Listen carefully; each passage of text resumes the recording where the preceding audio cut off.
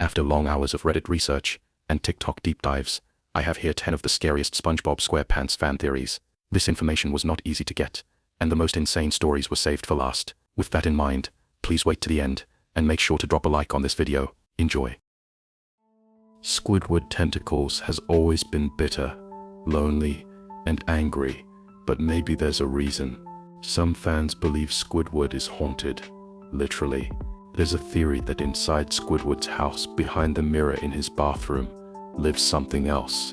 If you look closely in a few episodes, like something smells and just one bite, there are moments when Squidward's reflection lingers a split second longer than it should. It doesn't blink when he does. It moves slightly off sync. For years, fans thought it was just an animation error, until someone slowed it down. In that slowed footage, you can see Squidward's reflection smile, even when he doesn't. Some say that's Mirror Squidward, an entity born from his depression and isolation, feeding off his sadness every time he stares at himself. One theory claims this reflection was first created during the Red Mist episode, a lost story where Squidward supposedly saw his own demise. The reflection stayed behind, trapped between worlds, waiting for Squidward to look long enough to switch places. Every time Squidward plays his clarinet, that sound might not just echo through his house, it might be calling his reflection closer. That's why the lights flicker, why he suddenly looks terrified when no one's around, because he can feel it watching. And maybe one day, when Squidward finally looks into the mirror for too long, the reflection won't be trapped anymore. Have you ever noticed how strange it is that no one in Bikini Bottom ever ages? SpongeBob's always the same, Squidward's still miserable, and Mr. Krabs has been counting the same pile of money for over 2 decades. But what if there's a reason time never moves forward in Bikini Bottom? Because it can't. There's a theory that says Bikini Bottom doesn't exist in real time. It's a loop, a frozen moment that repeats over and over again. Remember in the episode SB-129, when Squidward gets trapped in the freezer and wakes up thousands of years in the future? Everything is gone, and all that's left is a blank white void. What if that wasn't the future but the truth? The world outside of Bikini Bottom doesn't exist, because it never did. Maybe the freezer didn't send Squidward forward in time, it woke him up. He realized that Bikini Bottom is a simulation, looping endlessly so its residents never realize they're trapped. Every time SpongeBob shouts "I'm ready," he's resetting the loop, rebooting the program that keeps everything cheerful and fake. Some fans claim that's why there are so many inconsistencies, how SpongeBob can drive one episode but forget in the next, or why night and day switch instantly in the same scene. It's all part of the loop breaking and restarting, and maybe that's why the sky in Bikini Bottom looks so strange. Those shapes and flowers floating above, they're not clouds, they're data, fragments of the broken simulation, forever repeating the same underwater dream. So when you watch an episode, and it suddenly cuts to static, or SpongeBob blinks directly at the camera, maybe the loop is cracking for a second. Maybe he's trying to tell us it's all been the same day for eternity. Everyone remembers the episode where SpongeBob accidentally takes the wrong bus and ends up in Rock Bottom, that creepy, dimly lit town where everything is upside down and the fish speak in strange, glitchy sounds. But what if Rock Bottom isn't just another part of the ocean? What if it's something else entirely? A place SpongeBob was never supposed to find.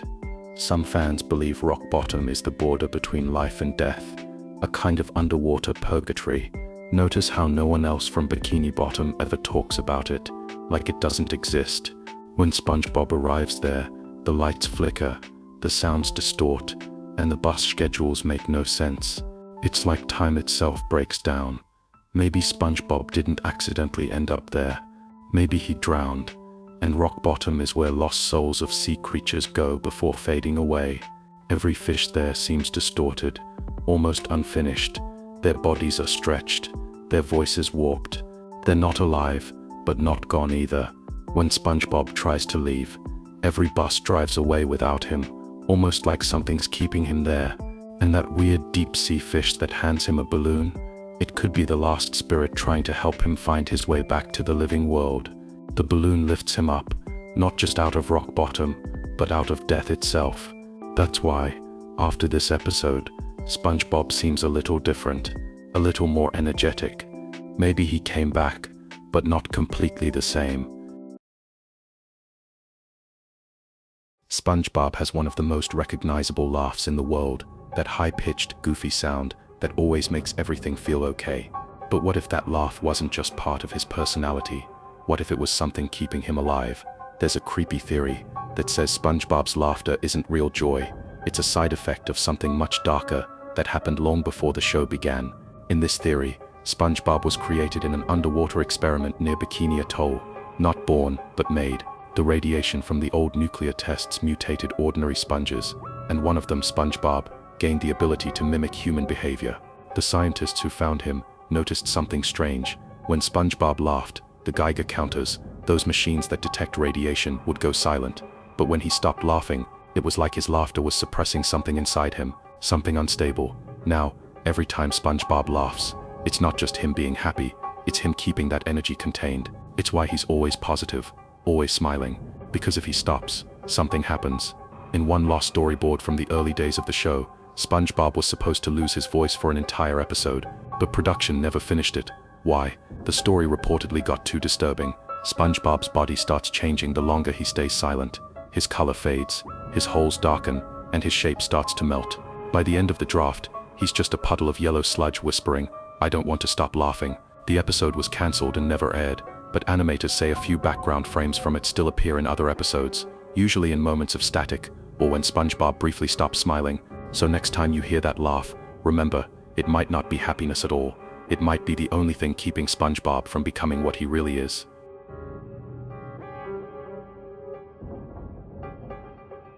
Goo Lagoon has always seemed like a fun place, a sunny beach under the sea, where SpongeBob and his friends hang out, play volleyball, and swim in that strange syrupy goo. But have you ever wondered what Goo Lagoon actually is? Why is there liquid inside liquid? And why does no one question it? According to one disturbing fan theory, Goo Lagoon isn't water at all. It's waste, leftover chemicals and sludge leaking from the surface world above. Bikini Bottom is located directly under Bikini Atoll, a real nuclear testing site, and over the years toxic material has sunk to the ocean floor. Goo Lagoon, in this theory, is the final collection of that radioactive soup. That's why it floats strangely, that's why it glows at night, and that's why everything that touches it slowly changes. Look at Larry the lobster, unusually strong, muscles bigger than any normal crustacean. Look at Sandy, who never takes her helmet off near the lagoon. Even SpongeBob seems to act stranger around it. Overly energetic, almost hyper, like the chemicals are affecting his mind. And have you noticed that whenever there's a Goo Lagoon episode, something always goes wrong? The water drains, creatures mutate, or the whole beach shifts shape. It's like the lagoon itself is alive. Some say the goo is a leftover byproduct from when Bikini Bottom was formed. Part oil, part radiation, part something unexplainable. In one early draft of the show's concept art, Goo Lagoon was labeled Containment Site B. It was never meant to be a fun beach. It was meant to hold something dangerous. And if you pause certain shots during episodes, when the waves crash just right, you can see something moving under the goo, like a massive shape buried beneath, twisting slowly. Maybe Goo Lagoon isn't just covering something up, maybe it's feeding it. So the next time SpongeBob and Patrick cannonball into that thick glowing pool, remember, they might not be swimming, they might be sinking into something that was never meant to be touched.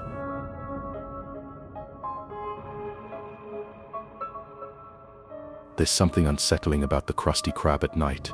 The lights buzz, the fryers pop in the dark, and the entire place feels wrong. But maybe that's not just the atmosphere. Maybe there's a reason no one stays after closing. A reason SpongeBob always tries to leave before it gets too quiet. There's a theory that says the Krusty Krab doesn't actually close at night. When the lights go off and everyone leaves, something else comes in. In one episode, Graveyard Shift, SpongeBob and Squidward work the night shift for the first time, and they hear the story of the hash-slinging slasher. Everyone laughed it off as a joke, but what if it wasn't a story, but a warning? Fans believe that the Krusty Krab is built on something, a shipwreck. If you look closely at the building, it's shaped like the hull of a boat. The theory says it's an old fishing vessel that sank decades ago, and the spirits of the crew are still trapped inside. Mr. Krabs, being obsessed with treasure, found the wreck and turned it into a restaurant, but never removed what was left behind. That's why, late at night, the lights flicker even when the power's fine. That's why the doors creak, and the grill starts smoking even when it's off. The souls of that crew are still cooking, still trapped in the routine that killed them. Some say if you pause certain nighttime scenes inside the Krusty Krab, you can see extra shadows that don't belong to anyone. And in the Graveyard Shift episode, if you listen closely during the silent moments, you can hear faint whispers, not the slashers, but the crews.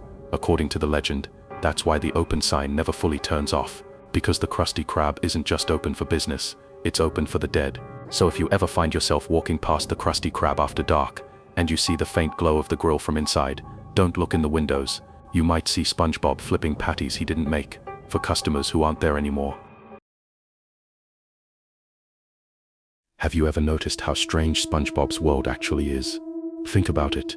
Bikini Bottom is an entire city under the sea, filled with perfectly functional homes, electricity, restaurants, and even money, all existing at the bottom of the ocean. But what if none of it is real? What if SpongeBob's world isn't under the sea, but under something much darker? According to a chilling fan theory, the entire show takes place in a child's afterlife, specifically, a child who drowned near a place called Bikini Atoll. That's a real location in the Pacific Ocean, where the US once tested nuclear bombs. It's said the radiation created strange life forms in the nearby waters, and in this theory, SpongeBob and his friends are those mutated spirits. Notice how SpongeBob acts, endlessly happy, like a soul that never grew up. Patrick is lazy and forgetful, like he doesn't remember who he was. Squidward's bitterness and obsession with music could represent guilt. Maybe he survived when the others didn't. And Mr. Krabs, he's obsessed with money, as if clinging to the last piece of the human world he remembers. Even the Krusty Krab resembles a military mess hall, and the chum bucket next door, it's filled with failed experiments, broken creatures trying to be alive. Bikini Bottom isn't some cheerful ocean town, it's a distorted reflection of a world lost to radiation and tragedy. And here's the most disturbing part. In one episode, SpongeBob says, I'm ready, over and over, like he's preparing for something. But what if he's not getting ready for work? What if he's trying to convince himself he's ready to move on but can't? So the next time you laugh at SpongeBob flipping Krabby Patties, remember, his world might be more than a cartoon. It might be the remains of one that was never supposed to exist. Everyone loves the Krusty Krab, the best burger joint under the sea. But what if I told you the Krusty Krab hides a terrifying secret? One that explains why no one ever questions what's really inside a Krabby Patty, and why Plankton can never seem to get the formula. Let's start with the name, Krusty Krab. Why is it spelled with a K? Some fans believe it's to distract you, to make it sound silly, while hiding something much darker. In early sketches of the show, the Krusty Krab was actually designed after a lobster trap. You know, the kind fishermen used to catch and kill sea creatures. The restaurant itself is shaped like one, so maybe it's not just a restaurant, maybe it's a trap. Here's where it gets creepier. Mr. Krabs is obsessed with money, that's obvious. But how does he make so much when there are barely any customers? Have you ever noticed, we never see anyone actually eating the Krabby Patty, except SpongeBob and his friends. Some fans believe that's because the main ingredient is them.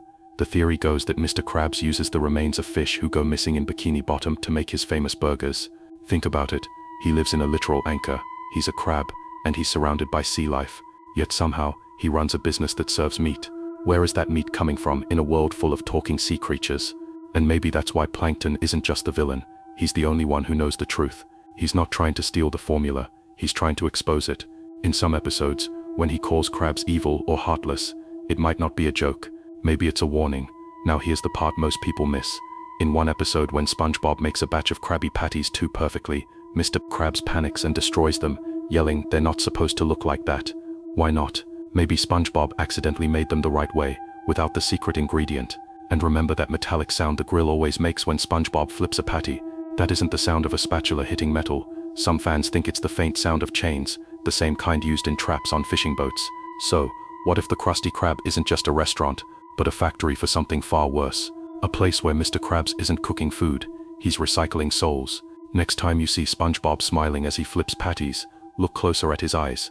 Does he look happy, or does he look trapped? Everyone knows SpongeBob as the cheerful sponge who lives in a pineapple under the sea. But what if I told you that wasn't always the case? Before the show we know today, there was supposedly another version of SpongeBob, one that Nickelodeon never wanted anyone to see.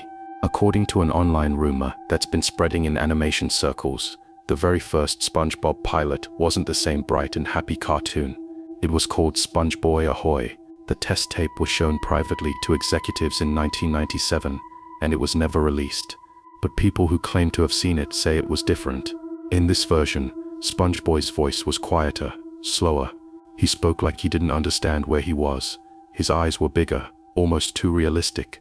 The Krusty Krab was darker, with broken windows and a constant echo in the background, like someone was crying. And there was one disturbing detail everyone seems to remember. SpongeBob kept asking, "Where did everyone go?" over and over again. Halfway through the pilot, the screen flickered. SpongeBob was suddenly alone in the kitchen, flipping patties that weren't there. He turned toward the camera and said, "I don't like being empty." The audio warped, and for a few seconds, viewers reported hearing faint bubbling, like something sinking deeper into the ocean. Then a face flashed on the screen. Some say it looked like SpongeBob, but his eyes were hollow, and his square shape was starting to collapse, like he was melting underwater. After that test screening, the studio shut down production for weeks. When the show finally came back as SpongeBob SquarePants, the art style was brighter, happier, and faster. But here's the strange part. A few sound effects from that original version still appear in the real show. Listen closely. The low rumble that plays whenever something scary happens, that sound comes from the lost tape. And if you pause certain episodes at just the right moment, SpongeBob's reflection in the Krusty Krab windows doesn't always match his movements. Fans believe that's the original SpongeBob, the prototype, trapped between frames, trying to be remembered. So maybe SpongeBob isn't just a cartoon. Maybe he's something that was replaced. A version that was never meant to smile again, but still exists, hidden in the background, waiting for the day someone finds the full tape.